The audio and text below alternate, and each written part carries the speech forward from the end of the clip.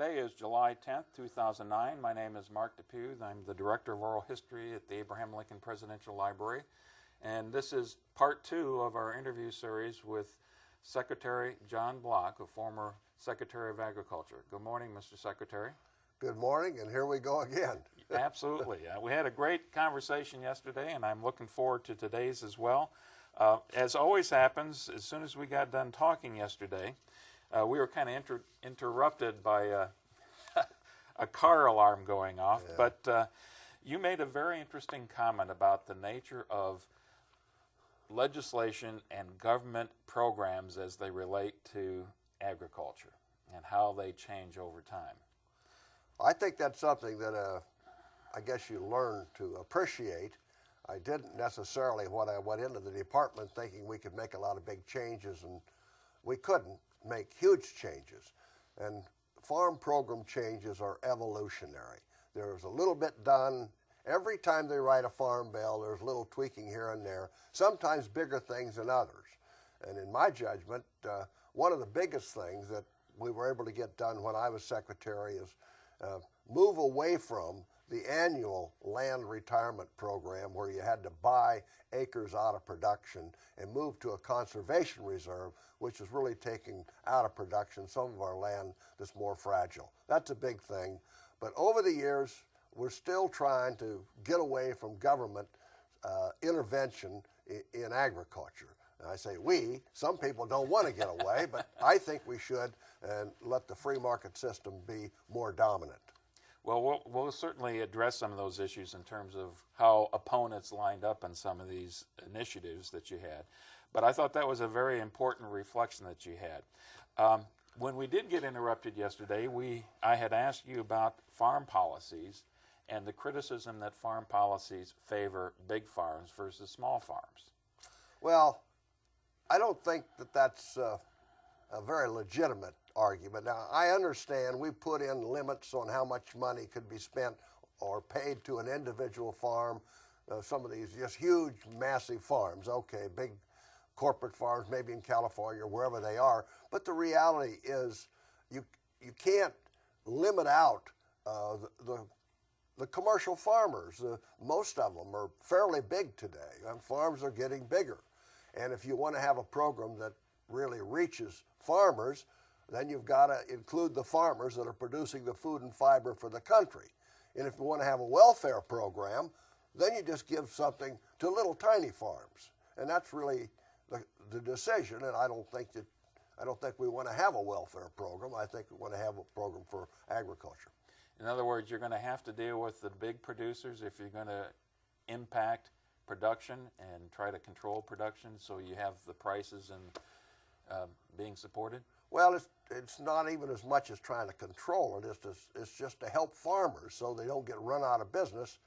We all talked earlier about how it's a roller coaster, the prices in agriculture, whether it's grain or livestock.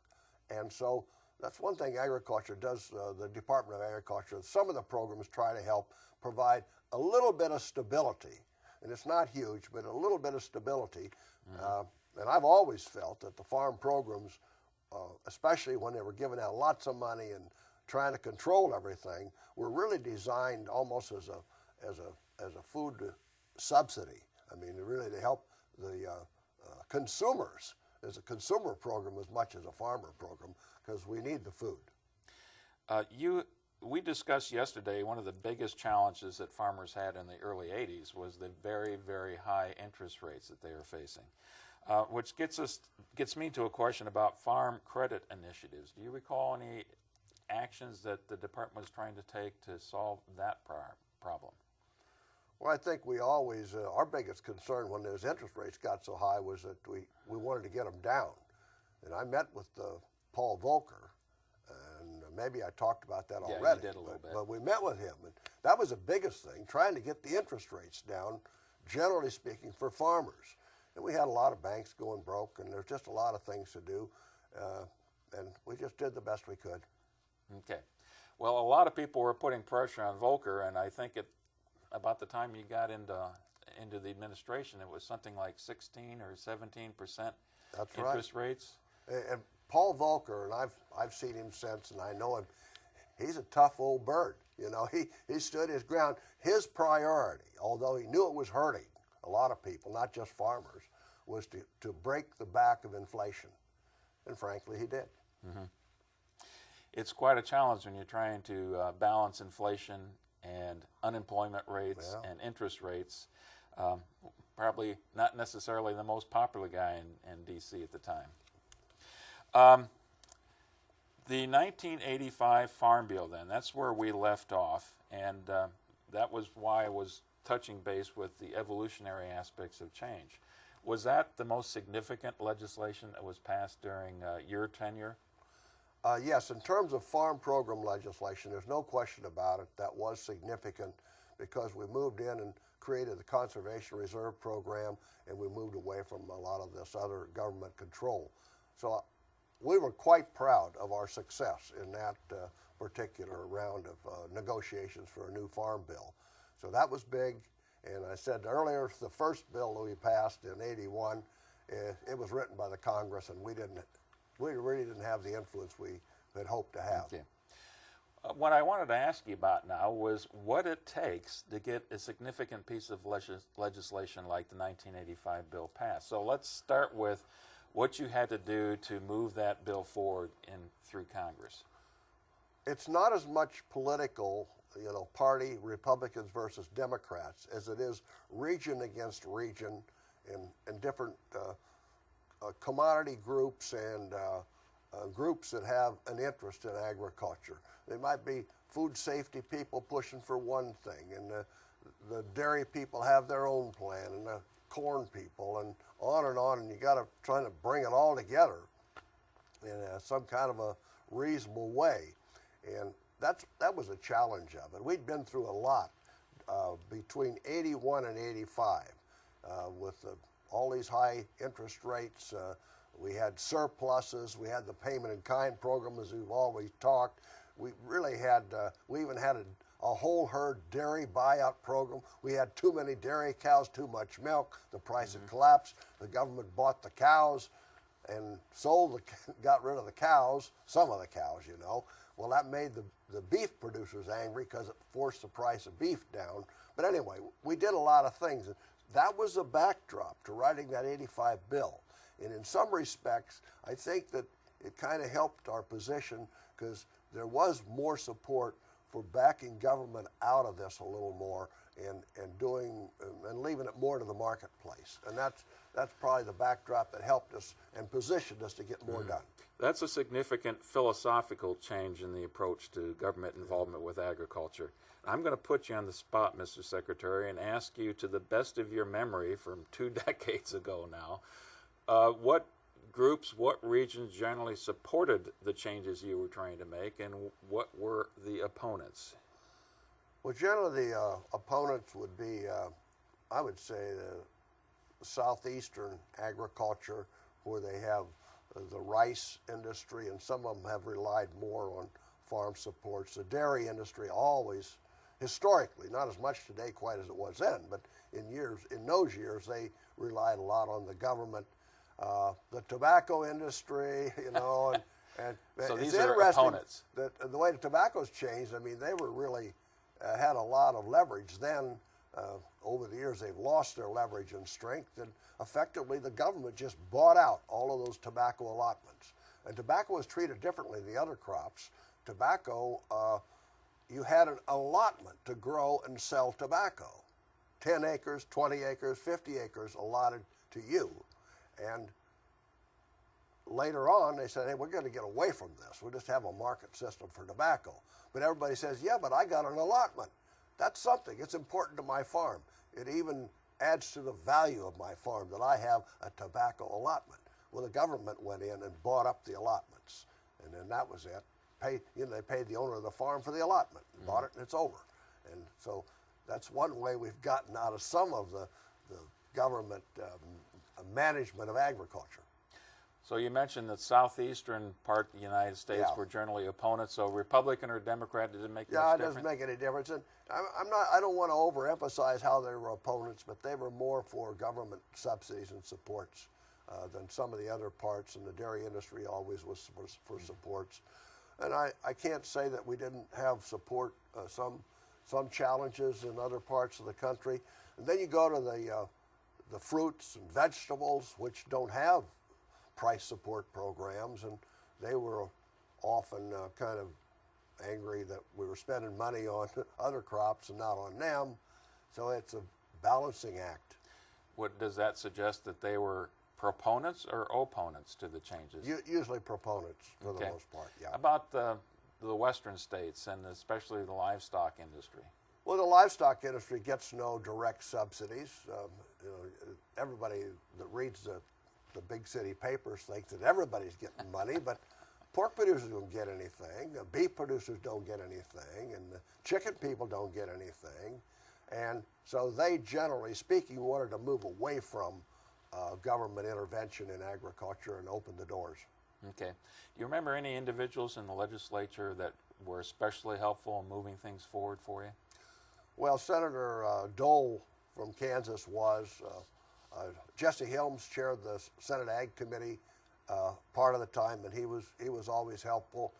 Kika de la Garza, a Democrat from Texas, chaired the Ag Committee when I was secretary, and he was a good guy and a good friend, and was very helpful on many occasions. And he had to kind of deal with the political realities that I was a Republican, he was a Democrat, but he kind of protected me from some Democrats that wanted my hide. Well, I'm somewhat surprised you mentioned Jesse Helm, because I would think he would, of all the people, he'd be tied to tobacco interests, if you will. Well, maybe tobacco he was, but I'm thinking of, generally speaking, Jesse Helms was looking towards more freedom in agriculture and more of a market economy. He definitely is a conservative person on most issues. But, you know, you might be right on tobacco now that you mentioned that. Okay. How about the way different farm organizations lined up on either side of this? And obviously the biggest one is the American Farm Bureau, and you grew up in that system. Well, I grew up in the American Farm Bureau, and they were generally supportive of my policies, for the most part. There were times when they had to side with their constituents.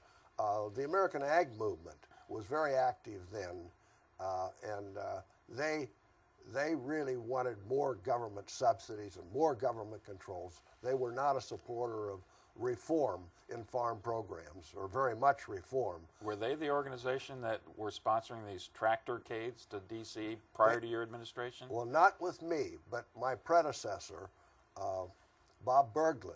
They had a big tractorcade when he was in there, and the word is that they came into somehow, at that time, we didn't have all the security at the doors of the Department of Agriculture, and they were coming in to get him. and he went out the back door, or something like that. I think it's fairly true. I might have embellished it a little bit, but I got along pretty well with the American Ag Movement. They knew that I was not a supporter of their policies, but we got along pretty well. I met with them, and I was down in Texas and met with them down there, and, you know, we got along. Okay. I might have the wrong time frame for this one, but the Farm Labor Union, was that still active during your tenure? Maybe. It was not high on my radar screen, no. Okay. And one that perhaps, again, I might be getting the time frame wrong, but the organization that Cesar Chavez was trying to do in terms of migrant labor especially. But that was a problem for many years, not just when I was there, but he made it hard on the producers in California. And not that I got involved in it so much, but it was a problem for them. And that was just part of the realities of the day. Well, it always got a lot of press. Were the producers in California and other states like that supportive of the measures you were trying to advance? They were, but the fact that they weren't part of the subsidy programs and stuff, so they didn't get involved in that as much. But the general philosophy of the Reagan administration in our times of trying to reduce the role of government, they supported that. They felt that was good. Mm-hmm. So I had a lot of allies in California. Well, move on to a change here to a certain extent. We stressed yesterday a lot about the underlying problem of agriculture in the United States was that farmers are so efficient and get to the point where they're overproducing so that the supply greatly exceeds the demand. And what I'm leading to here is how your administration, your tenure, you tried to increase demand. And let's start with exports, with foreign trade in terms of discussing about that. Now, we already had talked about eliminating the embargo, the grain embargo. But I think it went way beyond that, did it not? Well, it went beyond that. I think few people realize that the Department of Agriculture has a representative from the Department of Agriculture. It's called the Foreign Agricultural Service, a representative in the embassies of probably 100 countries working with the ambassador, and part of their job is to expand our exports to these countries around the world. And given the fact that in agriculture we export about a third, 25 to 30% of what we produce, listen, it makes exports really important. So we worked hard on that. We went to different countries. We tried to write trade agreements. We tried to get a lot of things done to expand the exports. In fact, I might mention one trade agreement in particular, since we've already talked about how important the Soviet Union was as a customer.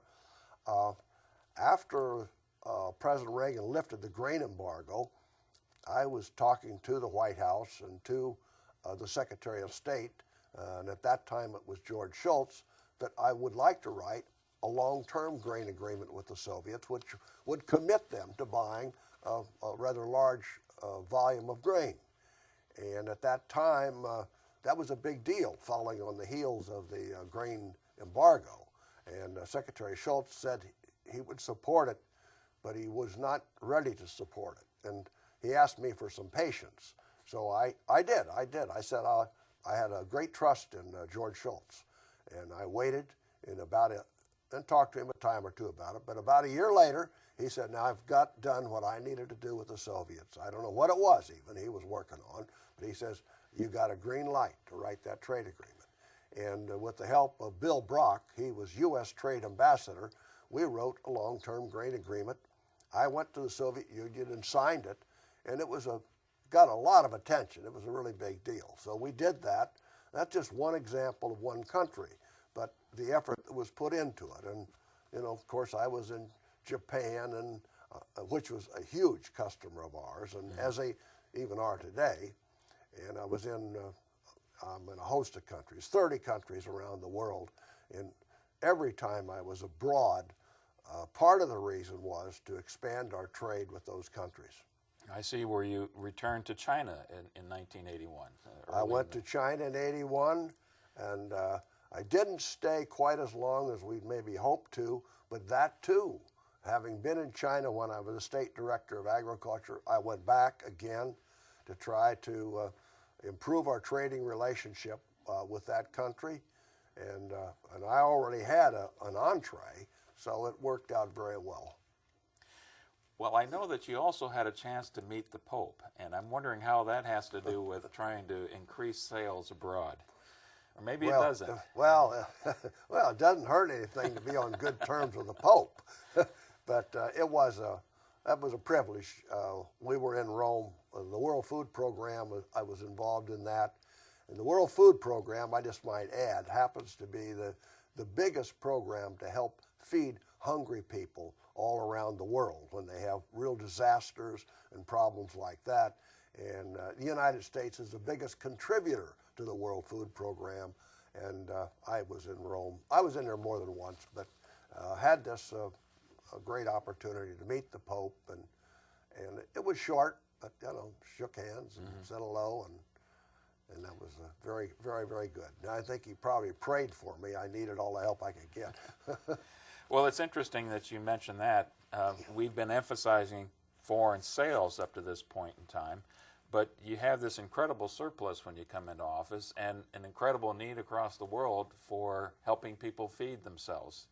And was there a conscious decision then to increase foreign aid as a way to moderate commodity prices, perhaps? It was, and we always used any opportunity we had to try to move our products. You had to be reasonable about it, but if there's a demand somewhere, one way to reduce our surpluses was to send the food. I mean, I'll give you one example, and I'm moving to another part of the world, but we were in Guatemala, and we'd been in Guatemala, and we were going to El Salvador, and anyway, Costa Rica. But we're in Guatemala, and, is that yours or mine? I think that must be yours, Mr. Secretary. All right, I was supposed to have that thing shut off. Okay. Well, shut off now. Anyway, we were in Guatemala, and it was just meeting with them, trading relationships and so forth. And I met with the president, or whatever his title was there, and he hardly talked to me. It's like he was disengaged. He had something else going on. And we visited, but there was no connection. And I left, and I was scratching my head. I don't have any idea what's going on. Well, we were delivering to them, I had a gift of non-fat dried milk, which they needed, and we were getting rid of our surpluses, but they needed it. And I thought he'd be more appreciative, but he had something else on his mind. We got on an airplane, and we flew to Brazil. And before we got to Brazil, we got the word back that there had been a coup, and he had been taken out. There had been tanks in the streets right where we were, where we'd gone in to the headquarters. I think they decided that they were going to have a coup, but they didn't want to do it while I was giving them non-fat dried milk. But it was just, but we were giving food away around the world, trying to expand exports, in Japan, trying to open the door for our citrus in there, and they were fighting us because there are a lot of tiny farmers in Japan, and they didn't want a lot of our citrus and orange products. And working with California, I was trying to help them with their produce to send that to California. Mm-hmm. Well, you just mentioned something that kind of touches on the subject I wanted to go to here. The United States wasn't necessarily the only country that was trying to sell its excess onto the open market, if you will. You had competitors. Canada obviously was a big one. European Union, a lot of the European countries. I would think that South America was starting to emerge as a exporter. I could be wrong on that, but Australia. So there was some competition. How did you deal with the competition? Well, let's start with the European Union. They always, at least in this respect, an aggravation to us because they used export subsidies. Their price supports in the European Union were and still are higher than anybody else in the world. So their farmers are getting a pretty high price for the product. And then the government, at that time in particular, would, let's say that the price for wheat was in that country was $4 a bushel, for instance. The government would buy the price down to $2 and then the government sell it on the world market for $2. Export subsidy. They were subsidizing exports, and we were really angry about that. And I couldn't get anything done, and so I got support even from the Office of Management and Budget and members of Congress, and with several members of the Senate and the House announced a program. We said we're going to do export subsidies too and challenge the European Union. If they keep doing this to us, we're going to fight fire with fire. That's what I said. And we did that, and it caused a big uproar. My gosh, everybody was screaming and hollering about it. So there we are trying to compete on exports there as we did. We had, I'll give you an import story. Australia, we competed with them on some things, especially products into Japan, whatever it might be wheat into Japan. But they were sending beef to the United States. But I came in my office one morning, and the next thing I knew, somebody was in there and said, we have discovered that the Australians are sending product into the United States labeled as beef, but we found out that it's kangaroo meat. And Oh, and they said shut down all imports from Australia. Well, I didn't do that, but we discovered which plants, processing plants in Australia, were sending kangaroo meat over, pretending that it was beef, and we did close those operations down. And then, of course, there's a story going around that one of the fast food chains was advertising on their menu, "Home of the Hopper." I can't imagine, though, with as much production capability the United States had at that time for, its own livestock industry, how was it that Australia could possibly be competitive in beef? Well, I don't know, but they have always sent some beef in here, and of course in lamb, we get a lot of lamb from New Zealand and some from Australia. So anyway, I guess they could be competitive if they were using kangaroo meat. That's some of the export stories. Well, I ran across this phrase, and I think it describes a lot about what you've just discussed. That during your time, there was an export subsidy arms race, so to speak. Well, I mean, this thing kept escalating. It did escalate for a while, because when we challenged the Soviet or the European Union, well, they were challenging us back, and it's just the way those kind of things go, and that's the way it is. Okay, let's turn to trying to increase internal production or internal consumption, if you will, and or domestic consumption. And the thing that most people oftentimes don't relate to the USDA, but it's a big part of what you had to deal with, was something like the food stamp program. Well, that's the thing that a lot of people don't appreciate. If you look at the Department of Agriculture, 60%, you look at this big circle of money that's spent and things the USDA does, 60% of our budget is for food and nutrition. And food stamps then were $20 billion. Now they're $30 billion, or more than $30 billion. And that's a huge part of a budget, which might be $100 billion, roughly. See, I mean, it's almost a third of the budget right there. So food stamps are huge. The school lunch program is huge. We provide the food for school lunch programs. So you got those two things together. That's a big outlet for food. And of course, I would say, though, that during the Reagan administration, we weren't trying to push excessive amounts of food to the food stamp program. We were looking to try to get some control of it, because it was a big drain on our budget, on the federal budget. So we tried to do the best we could there. I even went on the food stamp program, my family, for a week, and we just ate. We went to the store, and we knew how much money we could spend, and we spent that much. It was all orchestrated and controlled, and lived off of that for a week. Didn't cheat and go out and buy a bunch of Twinkies or anything like that.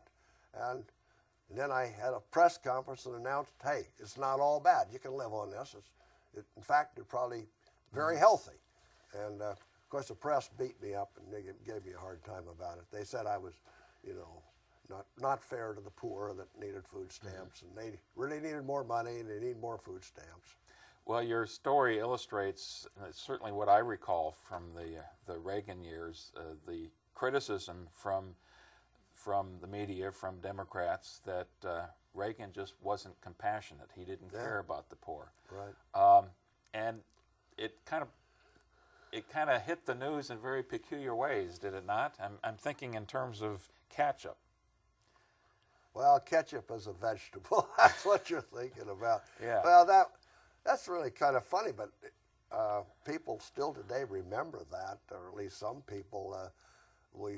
They were analyzing the food that you could get for a food stamp program, and part of it could be a lot of things. It's going to be onions and beans and potatoes and ketchup, and it should be counted. But the critics say, what are you counting ketchup for as a nutritious food? And I didn't say it, but it's true. One of my guys on my team said it. Hey, ketchup's a vegetable. Well, it is. It's a tomato. effectively with a little sugar and water and I don't know whatever else. Vinegar, But it's a tomato. But man, did we got hammered on that on the Sunday talk shows, and I got beat up about it, and I don't know. And the joke on the late night talk shows. Oh yeah, we were a joke. Ketchup is a vegetable. They laughed at that. Did that surprise you? That it played out that way? I don't know. Well, maybe it did. I didn't like the way it played out, but I'd been around a little while, realizing that anything can trigger, a wild thing. And I don't think that President Reagan at that time was a favorite of the national press. They were looking for things, and the Reagan administration, if they could get after him, because they didn't like his hawkish approach to international affairs and our relationship with the Soviet Union. They didn't like the idea he was trying to cut spending and cut budgets, and I think that's one reason they take after him on anything, and that was an easy target. Were budget line being cut for food stamp program? We tried to do a little bit of that. It didn't work a lot, but we got our arms around it reasonably well. At least it didn't just explode. We were trying to hold a line at that time, as we were on a lot of spending, because that's one of President Reagan's priorities. Get control of spending and cut taxes and reduce regulations and expand trade. That's what he wanted to do. Mm-hmm. Were the budgets for food stamp over the years reduced, or was the increase tempered down? I can't remember exactly whether over that period of time or over the years. The reality is, even if we got our arms around it for a while, it got away, later on. And as I say, it's over $30 billion now from $20 billion. So it's hard to, even if you can slow things down for a while, it doesn't last forever. Mm-hmm. Well, you had mentioned that 60% of your budget was for things like food stamp and school lunch programs, et cetera. What's the rest of that equation, and how did the USDA break down? Well, most of what you read about in the papers is all the money spent on farm subsidies, but that's less than 15 or 20% of the budget. The budget, as I said, food nutrition is the biggest thing in there, and then you've got a lot of other things that divide the thing up and where the money goes.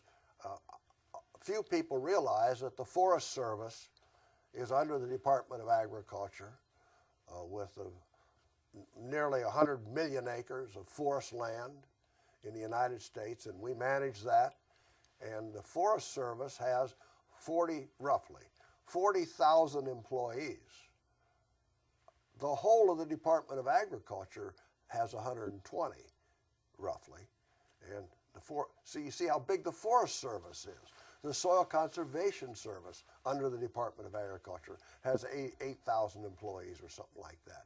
So there's things going on at the Department of Agriculture that we don't read much about. Mm-hmm. You got the food safety responsibilities and the Food and Drug Administration, is that part of it? Food and Drug Administration is not a part of agriculture, but agriculture has responsibility for the food safety of meat, poultry, and eggs, which is a pretty big thing.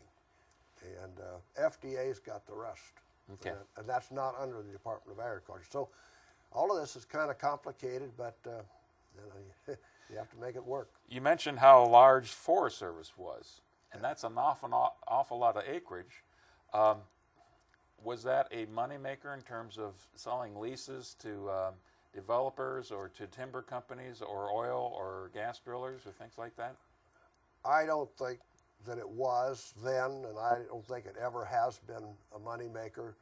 You have to build roads and things like that. Maybe they're making some money, but there's enough other responsibilities that I don't think they make money, although I didn't follow it closely. Mm-hmm. Could you tell us a little bit about the Extension Service? Because there's another aspect that most people overlook or just don't understand.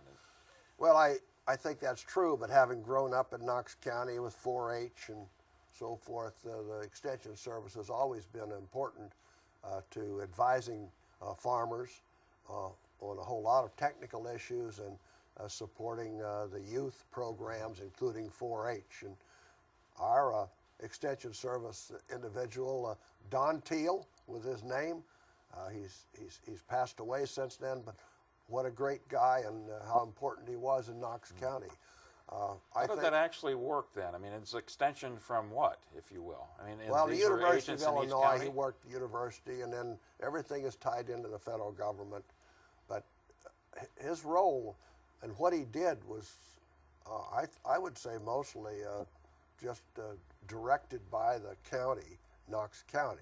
And every county, not every county, but a lot of counties, most counties had, rural counties had an extension, agricultural extension individual helping in the counties. But that even that has been consolidated some, and we don't have that as much today as we used to. Of course, we don't have as many farmers either. You know, that's changed too. But their role is to advise farmers on modern technology, new techniques, how to access government programs, or all of the above. A lot of things. Could be all of the above. The government programs, though, that was a little different, because government programs, your connection there was the Farm Service Office. And every county then, and even today, not every county, but most of them have a Farm Service Office. And at that time, and even today, I'd say there's 3,000 of those in the United States. I mean, and they are part of the U.S. Department of Agriculture, whereas the Extension Service is not. They work more closely with the universities in the states. Okay. And primarily universities that are land-grant colleges? Yes, land-grant. Yeah. Okay. There are lots of other crops. Now, obviously, you came from a background from the heartland of the United States, from probably sitting on some of the richest land in the world. I would suspect that you're farming. So you got corn, soybeans, livestock, but we've alluded to a lot of the other crops as well. Yeah. Any particular crops that you had oversight on that surprised you? Well, I mentioned tobacco, so what I said before, that was my biggest surprise of how tobacco, you had a tobacco allotment. Mm-hmm. So that was different. Other crops, dairy, I know we milked cows by hand when I was a kid, but I was not real close to dairy. I came to understand the power of the dairy lobby and what they could do. And, they stood behind and supported the dairy farmers. And so there's a lot of, that might have been another surprise if there was a surprise. And as you say, I had a fairly good understanding of the wheat, feed grains, rice, and cotton crops, which mm-hmm. are other important crops. You just mentioned cotton. I would imagine, traditionally cotton was the commodity that the Southeast produced. Yeah, and then they had an influence, as they still do today, but especially then a heavy influence. How about peanuts as a crop? Well, peanuts is another crop, and as I recall, I think we got away from the peanut support program too and bought them out, but not when I was there. Okay. They still had some clout in Congress? They had their share of clout. Well, after all, the former President of the United States. Yeah, I know. He didn't take away their clout, and frankly, I don't think I did either. If I did, I don't remember doing it. Okay. How about on the livestock or poultry or aquatics? Well, we had avian influenza and had to destroy a lot of chickens, and in the hog industry, which I was very familiar with, we didn't have any African swine fever. African swine fever is absolutely deadly to hogs, and we had none of that in the whole Western Hemisphere. But it was, African swine fever was in China and Asia and some other parts of the world. And we didn't want it in the Western Hemisphere. And then all of a sudden, African swine fever showed up in the Dominican Republic. So what do you do? And our decision was, and we got it cleared with their government down there, was to destroy every pig on the island in the Dominican Republic, every single pig. And we offered a bounty to people that would get rid of their pigs and pay them for getting rid of their pigs. And the federal government did that. USDA did that. We had neighbors bringing neighbors' pigs in because they wanted to collect the bounty down there. But we destroyed every pig, and then we repopulated it with clean stock and got rid of African swine fever. And it's not in the Western Hemisphere today, and we got rid of it then. Mm-hmm. This might be after your time. Mad cow disease? That's very much after my time. Okay. But you know, we're living with it now. I think, in my judgment, it's historic now. It's over with, and I don't see it being a big deal. I know that they had problems in Europe with mad cow disease, especially because they were feeding a lot of the remains of cattle to cattle, and that's where they traced it. But as far as transmitting it to humans, I don't think there's any evidence that's ever happened that I know of. And we've only had, in the last few years, we had 3 mad cows. Big. It was meaningless, frankly, but they made a big deal out of it. Well, especially in Great Britain, and there were allegations that had been passed to the human population there. Yeah, but it cost them a lot of money in Britain. The beef industry was just decimated. And during your tenure, what was done? What were your thoughts about promoting research and education, technological development?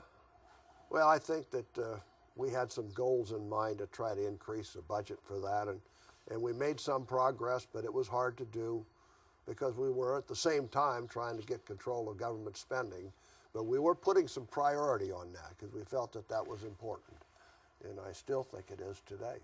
Was a lot of that through grants to universities, especially land-grant colleges? Yeah, things like that, right. Okay. Let's kind of take a step back here, and you've reflected on the overall organization of the Department of Agriculture, and it's another one of those government programs that's huge, and it has impact on every aspect of our lives in many cases. But I want you to talk about your personal life, if you will, and living in D.C., and what that was like, because you're a small-town kid in a rural community in west central Illinois, and then suddenly you're plopped down in Washington, D.C., of all places, and commuting back and forth, I would suspect. Well, it had to be a conscious decision initially when I saw my name floated around as a possible candidate for Secretary of Agriculture. I had to decide, and our family talked about it, do we want to go for this and try for it? And that's when we decided, yes, we'd like to do it. And that's when I called Senator Dole's office and eventually went to town. And so I had a real interest in it. But moving to Washington, being a cabinet member of probably any president is an all-consuming job. You get there and it just consumes your life. It's a short time usually, not too many years, and you have to do it this way. So when I got out here, we had to find a house to live in, and we did. But first thing I was doing was trying to go to work. That first cabinet meeting, I've already talked about that, but then we had cabinet meetings every 2 weeks almost. President Reagan was a stickler. Get in there and go to the cabinet meetings and make your presentation, or somebody else is making theirs, and we'd all talk about it and shoot at each other if we didn't like the other guy's ideas. And it was wide open, it was like a board meeting. And all of the cabinet members were the board members. And President Reagan was the chairman of the board. And so we did that often, and I would say that I've been disappointed that many presidents since Ronald Reagan have not had regular board meetings. So the departments are not connected. So that was part of the drill out here, is the adjustment to this life. It's just like you jumping into a pool or a lake, and you have to swim. I jumped in, I had to swim, and I didn't have time to think about a lot of things on the periphery. I had to think about swimming, and that's what I worked on, and built relationships with other members of the cabinet and other people that I needed to have good relationships with, and My family at the time was pretty well grown, and my son was graduated. He graduated from Stetson University. He was back on the farm with my dad, so they kind of had the farm side covered. And I would go back there at that time about once a month for a weekend or something, but I didn't go back all the time because I had so many other obligations. But I did get back, and I was in contact with them, and I'd talk about them. And of course, the rule was that I could not give them advice on ag things because I might have some proprietary knowledge. So I told my audience, I don't tell them how much corn to set aside or how much of this or that. But if I see a sow walking across that barnyard and she looks like she's about ready to have pigs, I turned to my son and I said, "Get her in the barn. She got a pig." So at least I did that. I did that much. So, but it was a transition. But I'd been through some before, and I just did it. With all of these obligations you have, all the demands on your time, how do you find time to take up running seriously and to enter marathons? Well, I did that early in the morning before I went to the office, but I did run quite a bit. I was running maybe 5 or 6 days a week, maybe for 45 minutes, not a long time, and it was just my exercise to stay in shape. And then I ran the Boston Marathon 3 times when I was secretary. I ran the Marine Corps Marathon here in town once too, so I did that. It was fun to do. Those are my running days, and I ran 9 marathons before it was all over with. So it was. Did good. you find those hours that you were running in the morning as good to reflect on the day coming up? I was thinking about the day or the challenges. Yeah, you never could get this job out of your mind when you're doing it, and so. But I talk about how all-consuming it was, but it isn't that I didn't enjoy it. I liked the people I worked with. I had good people at USDA. I had friends in other departments that I worked with. I love the agricultural industry, and anything I could do to help, move it ahead, I would be doing that. So I liked the job. I enjoyed it. Sounds like you had plenty of opportunities to do foreign travel. How about across the United States? How often were you on the road for that? Quite a bit. Gosh knows, I think I was in about every state over a period of time. And speaking to groups, farm organizations, meeting with leaders in other states. And it was just a very invigorating, exciting time. But it was important to stay focused on what we at the department were trying to accomplish. When you go out to these places, you're not just going out to have a pork barbecue. You're trying to accomplish things too. And I worked on that. I might also say, in terms of this outreach to agriculture,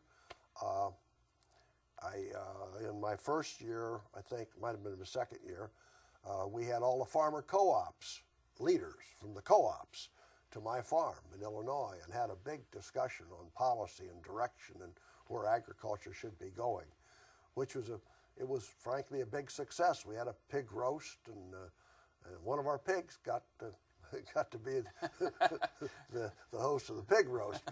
And then the next year, Vice President Bush, he was out there at the farm, and we had all the farm leaders, not just co-ops, but corn growers and pork producers. And this doesn't sound like a small audience. How many were there? No, we probably had 150 or 100 maybe. Not 150, maybe 100 in a big pig roast. And it was a very good occasion because, first of all, they were delighted to be on my farm with me, but especially with the vice president. And then the next year, and I didn't make the invitation this next year, President Mitterrand in France wanted to come to the United States, and he wanted to look at our agriculture. He was trying to improve his image in agriculture. And I think by going to a farm in the United States, he'd get a lot of publicity. And he did. He was in the farm, and I've got pictures of handing him a baby pig, and he's holding a baby pig. He looked a little surprised, but he had that baby pig in his hand. I even did that to Vice President Bush, but he was more comfortable with the baby pig than Mitterrand was. And then Mitterrand got, when he was there, the president of France, he wanted to ride on the tractor, so he got in there, and then he wanted to drive it, and he couldn't speak very good English at all, and I was in there with him, and he wanted to drive the thing, so he was driving it, and I had it in a low gear, and then all the time, the French press, just like the President of the United States, the French press were everywhere, because they followed their president. Well, they were in front of the tractor taking pictures. And Mitterrand reaches up and grabs the throttle, and ooh, and the thing starts going forward real fast. And I reached up and I pushed it back. I said, "You're going to run over the press out." But it was quite an exciting, interesting occasion. But it worked out fine. My guess would be that your farm, roughly 3,000 acres at the time, yeah, was much larger than the average farm in France. Oh yeah, well Europe has a lot of small farms, and yeah, definitely larger, and I would guess also that France was one of those places that was really subsidizing their agriculture to. Well, all of Europe was under a big subsidy. All of Western Europe, big subsidies. But I think Mitterrand was there. It was a political thing for him to improve his image, and of course, when he's there, he's demanding better trade relations, and I don't know what all. Of course, that was for consumption back in Europe, for his constituents back there, and it worked well for him. The pictures of Mitterrand holding a baby pig that he and I were there, and I gave him this pig. They were in every newspaper in France. He was there on a farm in the United States holding a pig. So anyway, it was. How about the Soviets or the Chinese or countries like that? Were they coming to the United States to see how we were doing things? Well, they were, and I just remember I hosted another group. You see, I mentioned earlier that the United States had an agricultural representative in 100 countries. Well, the other major trading countries, they all have an agricultural representative in their embassies here in the United States. And some of them have ministers. They all have ministers, too. And so I invited the agricultural counselors from all these countries to come to my farm. So they were all there for another pig roast. I mean, we did pig roast every year with different audiences, so I had all of them there. So I had some other ministers from a few other countries too. So we just did a lot of things like that, and that's all reaching out, hoping to improve relations and expand trade. Well, your son probably felt like he was on inspection every other year. Oh yeah, I've got pictures of my dad and the vice president standing there with me, and pictures of my son with others, and it was a great occasion. Hopefully we can include some of those pictures into your interview collection. I'll be looking for them. Okay, outstanding. More about being Secretary of Agriculture, and we're getting close to the time where we're going to wrap things up. Are there some issues or themes that we have not talked about before we get to the kind of an overview of those years? Well, I don't know, issues. Maybe we've done most of the issues. Okay. We probably haven't, but I can't just yeah, I pull understand. them out of my I put head you on right the now. spot here. I want you to reflect on working for Ronald Reagan, the man. What was that like? What was he like as far as you're concerned? Ronald Reagan was a great leader to work for, and I think most anyone that worked for him would say that. He didn't micromanage you. If you knew and understood his philosophy, what he expected of you, and then you stayed within those bounds, he wouldn't bother, and you could just do it the best you could. He had good support in the White House of people to work with, and work with him, work with Ed Meese. Ed Meese was really important advisor to the president, and I mentioned earlier these cabinet meetings. I thought they were so vital because you would understand what other cabinet members were trying to get done, and you might be able to help them. And they'd understand what I wanted to do, and maybe somebody'd kind of help me. Like I mentioned at first cabinet meeting when I said I wanted to lift the grain embargo. Well, I had 2 or 3 cabinet members that didn't speak up then. They came to me later and said, we'll help you get this done, because they believed what I wanted to do was right. So I think that his style of leadership, if you understood his philosophy, and then later on I came to realize how important his instinct was in making decisions that were so important to the United States and to every department. It was a good team effort, and I'm not suggesting everybody was always in agreement, because we weren't. I said that we disagreed with each other in cabinet meetings, but in the final analysis, we'd have to come to a conclusion and go ahead with it. Mm-hmm. Early in his administration, again, the consensus of historians was that the media was rather kind to him, but that didn't stay that way. And later on, he was criticized roundly for being slow, ignorant. The famous thing that he wanted everything reduced to 1 or 2 page memorandum because he wasn't going to read that much. I guess a couple things that respond to the criticism that the media was giving him and the nature of the criticism itself, if you will. Well, I don't know. I think you just have to look at the results. And the media might complain a lot, and that's what media does. But if you look at the results and you think about the president's determination to keep the pressure on the Soviet Union until, frankly, they finally broke them. I mean, they finally they cried uncle and gave up. Now, they might not have given up if it weren't for Gorbachev, but I think he understood that they were broke, the Soviet Union. And well, the pressure being that we were building up our military, which forced them to build up their military? Yeah, we were building up our military and missile defense systems, and they couldn't compete. I mean, they were already spending, 40% of their budget on the military, or 60%, and they just could not compete with the United States. And I'd been over to the Soviet Union. I'd seen their agriculture. It wasn't anything to write home about in a positive way. It was, not very good, and the whole economy was not that strong. So I don't think this, I know. In our meetings that we had with the president knew this, and he kept the pressure on until finally Gorbachev offered to meet and try to have some arms reductions and loose the stranglehold the Soviet Union had on Eastern Europe. And I know that there were some members, not so much in our cabinet, but maybe a little bit, but from outside, Henry Kissinger, some others that were cautioning the president, don't go too far along with Gorbachev. He's just like all the rest of the Soviet dictators. But the president's instinct, he believed Gorbachev to a point. He always said, trust but verify, but he really did. And he would not back up. He kept pushing ahead, even though he had a lot of people trying to pull him back, pushing ahead to change things in our relationship with the Soviet Union. And then the Soviet Union really collapsed.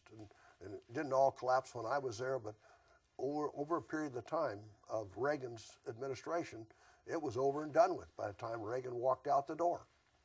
Well, another aspect that brought a lot of criticism, especially from the press and liberals, was his concept about the economy. Now, this might be out of your lane a little bit, but let's face it, agriculture is at the heart of the American economy. So I want your reflections on supply-side economics and where you stood in that particular issue. Well, I think that, I think the president, I'd have to say that he did a great job in dealing with our economic problems. We had a serious recession, and he moved ahead, and he believed in cutting taxes. He cut taxes and let people have more of their own money to spend, and they'll spend it, and that'll strengthen the economy. It'll create jobs. And he was for cutting taxes, all the time, whatever he could, anything he would get passed. And he had a good relationship with even the Democrats, many of the Democrats in Congress. And that's contrary to the situation today. They're loggerheads and just beating each other all the time. But that's another compliment to the president. His supply side economics, although it was not endorsed by everyone, it helped pull us out of that recession, and it's worked over a period of time, and I can't argue with it. Mm-hmm. Well, he's had 2 elections that he won overwhelmingly. I'm curious if you were expected to participate and to help with that 1984 election campaign. No, most of the cabinet would do that. I did. I gave speeches on the stump supporting the president to agricultural groups in particular. Absolutely, I did that, and so did most members of the cabinet supporting the president. Okay. Well, you mentioned George Bush. Talk about your perceptions of George Bush, because those are 2 different political animals to a certain extent. They are different, but George Bush was a great partner and supporter of Ronald Reagan's. And I remember when I first came to Washington, you were asking about how I fit in and how it worked. And they have all these balls and celebrations in the inauguration time. And in the first day or 2 or 3 or maybe 4 or 5 days, I didn't have a driver in a car. So on 2 or 3 occasions, the vice president said, "Hey, climb in with me." So we went with the vice president. But I grew to be a good friend. I consider myself today a good friend of former President Bush. We used to, he knew I was a runner, and he would run too. So he'd invite me up to his place on a Saturday or Sunday afternoon to the vice president's home, and we'd jump in one of his limos, and he'd have 2 or 3 Secret Service guys. He always had these. And they'd take us to some location along the canal maybe, and we'd run for 3 miles. He wanted a running partner. He'd have me. I'd go run with him all the time. We even had one other race where the Secret Service had a race. I don't know, it was 3 miles or whatever it was. It wasn't a 10K, but it was, 3 or 4 miles. So we were doing that race, and we were just getting ready to leave, and I had somebody came up to me from the Secret Service and said, "We got a call from the White House, and they want the vice president back at the White House by, I don't know, 12 o'clock or something." And I said, "Well, we got time. Let him run the race. He's here. Don't bother him, and just let him run." So we did run, the 2 of us. We ran the race. We got to the end, and they said, "Okay, we got to jump in the limo. You can't go home. We're going straight to the White House," because that was after President Reagan had been shot. And they said, "He's coming back from the hospital, so the vice president has to be there to meet him." Well, okay, fine. We jumped in the limo and raced to the White House, and we got there. But in the process of getting there, they had already secured the suit for the vice president. So he in the back of this limo, there we were, he changed and took off his running suit, put on a suit and tie. Me, nobody brought me any suit. I was still in my running clothes, all sweaty. And we got to the White House, and the vice president stepped forward and went on inside, and then went into the room there close to the Oval Office, and he was there in time to meet the president. I, dressed as I was kind of hiding behind the door in another room. Well, I wasn't going to go out there in my running suit, but I did get to say hello to the president and welcome him back, but I had to kind of sneak. I was sneaking around. I don't know what to do. I was like a guy that was not dressed right. Any other reflections on that day that the president was shot? That had to be very tense. Yeah, I got one reflection that I'd forgotten to mention, but I had called up the day before, and I wanted. At this time, the president had not lifted the grain embargo yet. It was about March, and I wanted to talk to him about it directly at that time, and they said, "Well, you can't see him today. He's fully booked." And they said, tomorrow, he's booked, but he's going to go give this speech at this hotel in town, and if you want to meet him there and then ride back with him, then you can talk to him about the grain embargo or anything you want to talk to him about, and ride with him in the limo. Well, I was going to do that, and then my assistant secretary said, I think the next morning, we were looking at schedules and stuff, and she says, you know, you can't do that because XYZ is here, they're meeting with you, and you can't just get up and leave, and let's find a different time to meet with the president. And as it happened, for me, fortunately, the president got shot when he left the hotel and getting in the limo. So that meeting didn't happen. I could have been there, but I wasn't. How much later then were you able to finally accomplish getting the embargo lifted? It was about 3 weeks later, or maybe a month, because the president obviously got shot. He was in the hospital. He's recovering. But soon after he did recover, we had a cabinet meeting. He called us in and said, What was your initial thought when you heard the president had been shot? well, I was shocked. I mean, I couldn't, and all of the cabinet, I can't say all of the cabinet, most of the cabinet was called to the White House.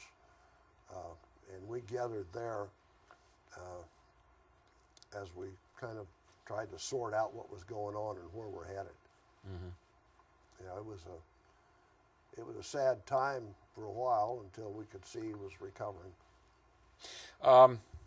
Let's move on to 1986 and your decision now to step down from being Secretary of Agriculture. What led to that decision? Well, I always knew that it was not a permanent job.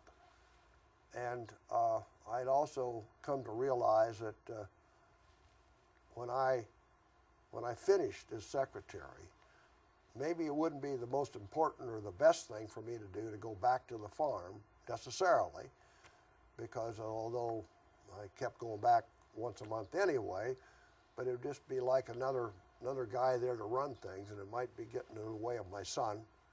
And he'd become pretty much running things by then, and my father was there too, advising. So I thought if I could get a different job that would pay me more money than I'd ever made, not that it was huge, but it was still more than I'd made, I would. And I had a chance for what looked like a pretty good job related to food and agriculture, which was the Grocery Wholesalers Association. So it was a related business. And so I kept that in mind. I was thinking about maybe stepping out and doing it early on in 1985, but we had a farm bill that was going to be written that year, and I wanted to be involved in writing that farm bill because we hadn't had the kind of involvement the time before. And the 85 bill was one I had things I wanted to get in there, including the Conservation Reserve and some other things. So I told this association and their leadership that I couldn't do it until after 1985. I had an obligation to the president to get that farm bill written and get it written the best we could in the way he wanted it. And so I stayed with the farm bill that year, worked on it, met with members of Congress constantly. I was on the Hill. I almost lived on the Hill. And I didn't travel as much that year of 85 because my focus was on the farm bill. And in the analysis, we got it written, and the president signed it just a few days before Christmas. So that's when, after that, then I told the president and the administration that I was going to resign. And so I think it was March 1, my official resignation date. Okay. Take a step back a little bit. I'm curious about what it's like to testify in front of Congress in something as important as that bill. Well, I felt I was never uncomfortable doing it because I believed in what I was presenting, and my arguments I thought were the right arguments. I would say that this is not necessarily a farm bill. I don't remember the issue, but this was about 1983, and one of the members of Congress, his name slips my mind now, he's not in the Congress now, from Iowa, he called me, he asked to meet with me before I testified up on the Hill.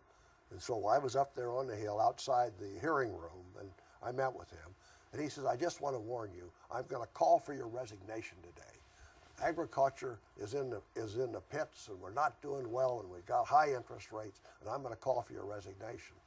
And I said, well, I can't do anything about that. I said, I'm doing my best. And so we went in there, and he called for my resignation, but he had to arrange this. He had every television camera in Iowa was there because he was an Iowa congressman. So he was promoting his own politics and his own future. And, what party was he? Do you recall? Well, he's a Democrat. I never had a Republican call for my resignation. He was a Democrat.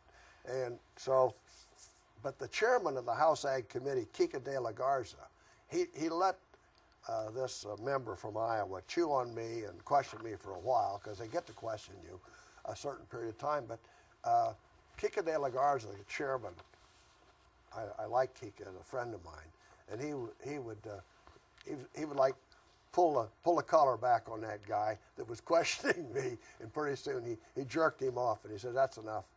You're out of here, and we'll let somebody else ask questions now."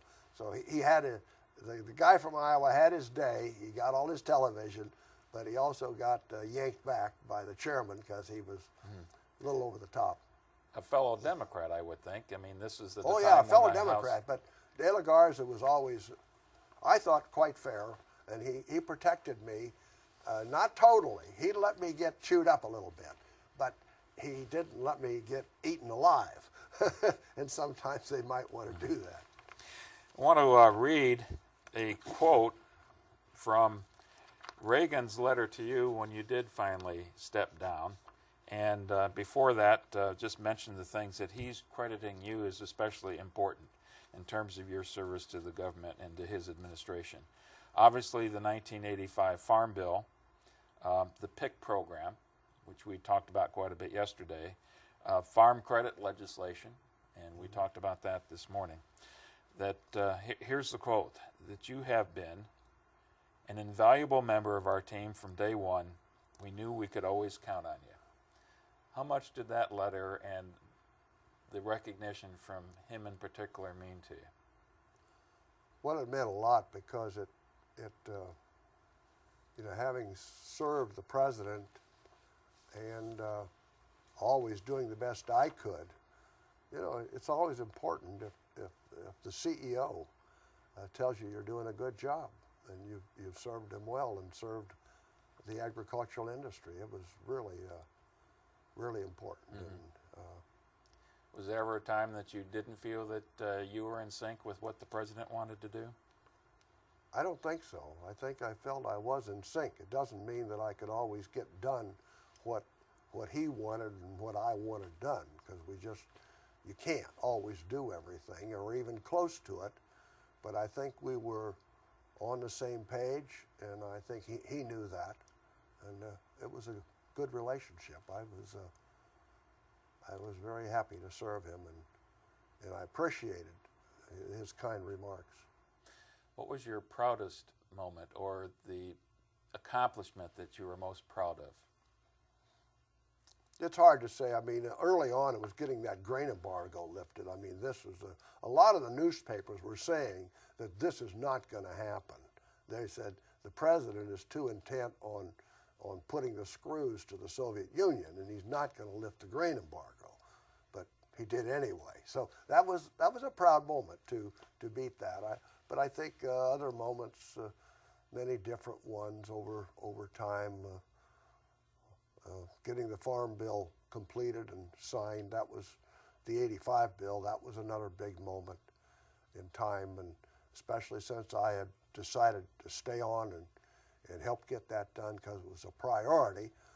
I felt we wrote a good bill working with the Congress, and a bill that provided quite a bit of reform, and we wanted reform. Do you think that bill was important in terms of changing the direction of government's relationship with agriculture in a fundamental way?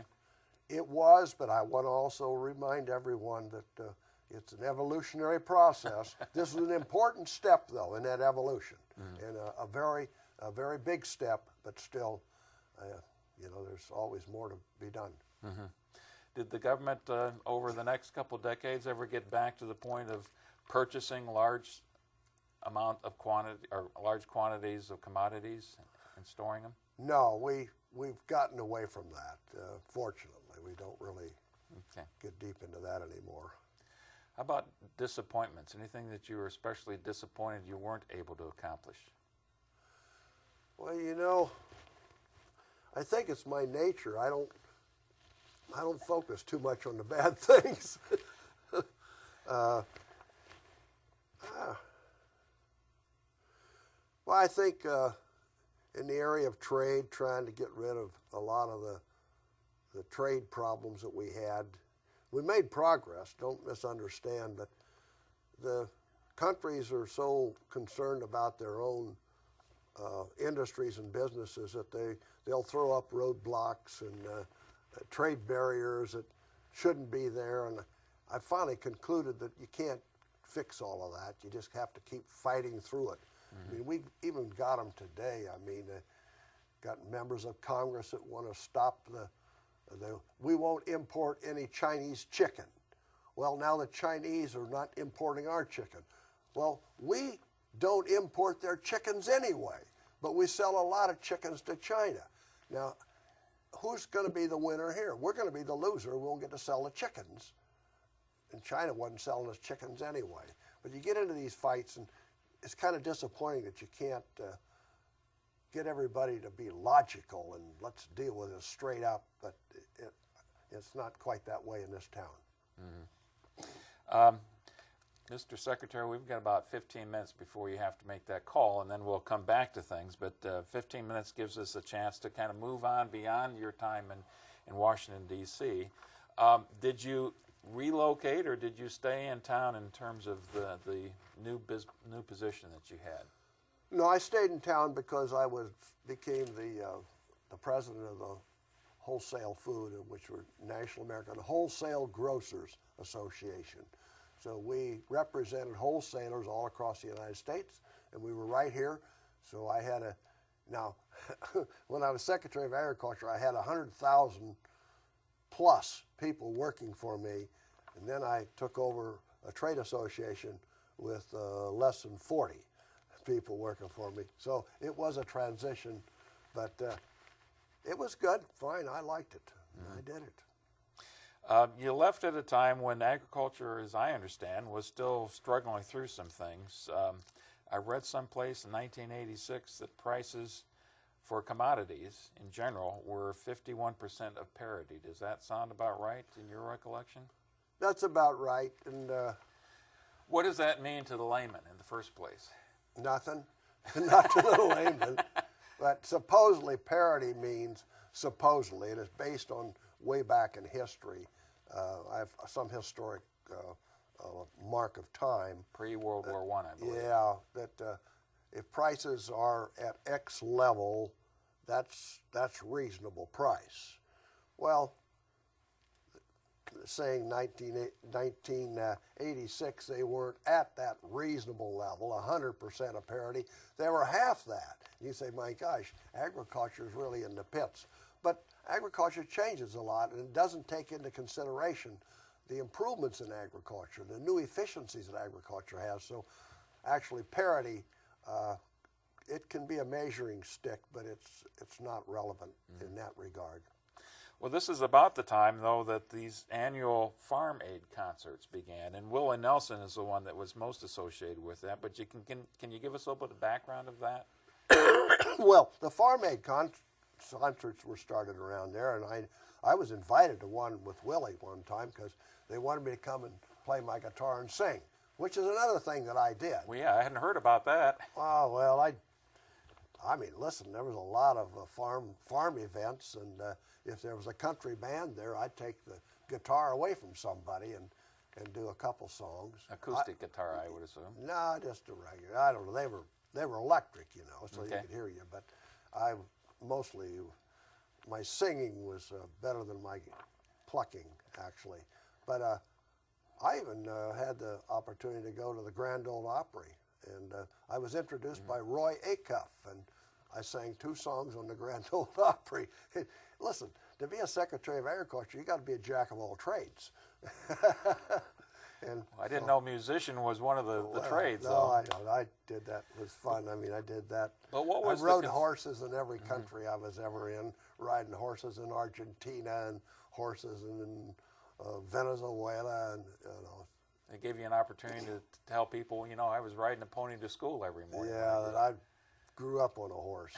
But what was it that the Farm Aid concerts were trying to accomplish? Well, they were supporting farmers and farm programs, and but they were more into spending for agriculture and controlling agriculture. I wasn't a big supporter of some of their policies, although basically they were supporting farmers, and I was sympathetic to that, and that was good. But anyway, as it turned out, I couldn't do this one that I was invited to, and that was it. Mm-hmm. Okay, so you haven't been associated. I even played a guitar and sang 2 songs in the U.S. Embassy in the Soviet Union. So, okay. Well, I assume you were a big hit that time, or at least Yeah. they told you were. Yeah, well, I was, because they hadn't seen a Secretary of Agriculture strumming a guitar. Memorable. Well, you know, the next president after George Bush Sr., you've got a president of the United States who's playing his saxophone on that's the right. late-night talk So show. you could So. do something. I know that you also served as the president of the Food Trade Association. Is that the same organization that you talked about before, or did I get the name wrong? Well, it's the same one, yeah. Oh, okay. They were the Wholesale Grocers Association, and they were later called the Food Distributors Association, but the same thing. Okay. Okay. How did the farm back in Illinois then evolve from the time frame when you were there in the early 80s to the point in time now? Did it continue to grow? Yeah, it did continue to grow. In fact, in hog production, we went from maybe 6,000, 3,000, 4,005 on up to about 14,000, roughly, pigs per year, from birth to market. So we built barns. We built a new hog barn every year or so through that time frame to accommodate the growth in the hog production numbers. And my son was managing things with my father, and I'd go back periodically, but they were on the ground doing it. So we grew the business.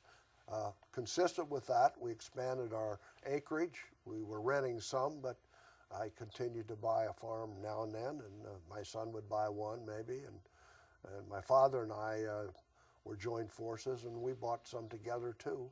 So over that period of time, we were just gradually, and we never overextended, you know, in buying land, but we would buy a little bit as we went along. And it adds up over 40 years, it can add up. And where is the farm size today? It's in Knox County, Illinois, near Galesburg, Knoxville, Illinois. And the number of acres?